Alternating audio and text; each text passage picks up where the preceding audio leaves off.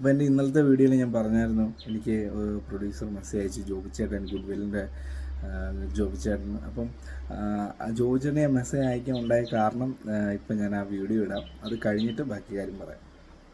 ആഗ്രഹിച്ച് ഈ സിനിമ എനിക്ക് പ്രൊഡ്യൂസ് ചെയ്യണം എന്ന് ആഗ്രഹിച്ച് നടക്കാതെ പോയതോ, അല്ലെങ്കിൽ എനിക്കിത് ചെയ്യണ്ട എന്ന് വിചാരിച്ചത് എടുക്കേണ്ട വന്നതും അങ്ങനെയുണ്ടോ?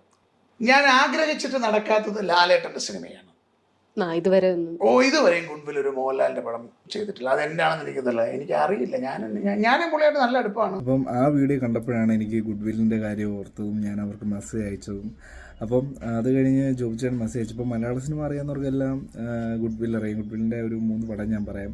ആൻമേരി കലിപ്പിലാണ്, കസബ, ഷൈലോക്ക്, ഇതെല്ലാം ഗുഡ്വില്ലിൻ്റെ പടമാണ്. ഒരുപാട് പടങ്ങളുണ്ട്. ഞാൻ എടുത്ത് നിങ്ങൾക്ക് പെട്ടെന്ന് മനസ്സിലാവാൻ വേണ്ടി പറഞ്ഞതേ ഉള്ളൂ, എല്ലാവർക്കും അറിയാമായിരിക്കും.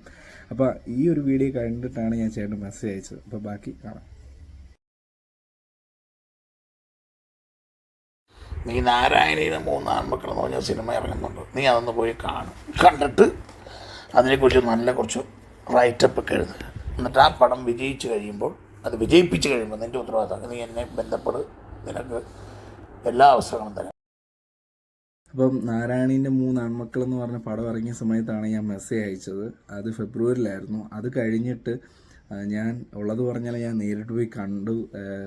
ജോബി ചേട്ടനെ കാണാൻ പറ്റിയില്ല, പക്ഷേ ഗുഡ്വില്ലിൻ്റെ കോട്ടയം കല്ലറയിലാണ് ഗുഡ്വില്ലിൻ്റെ ലൊക്കേഷൻ. അവിടെ പോയി കണ്ടു, കാര്യങ്ങൾ പറഞ്ഞിട്ടുണ്ട്. എന്തായാലും വിളിക്കുമെന്ന് വിശ്വസിക്കുന്നു.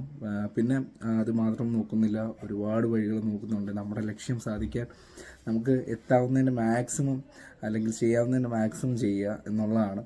അപ്പോൾ എന്തായാലും അതിനുവേണ്ടി ഇറങ്ങി തിരിച്ചിട്ടുണ്ട്. ഇനിയും എന്നെക്കൊണ്ട് പറ്റുന്ന എല്ലാം ചെയ്യും. അപ്പം കഥകൾ തുടർന്നുകൊണ്ടിരിക്കും. അപ്പോൾ ഓക്കെ, ബൈ.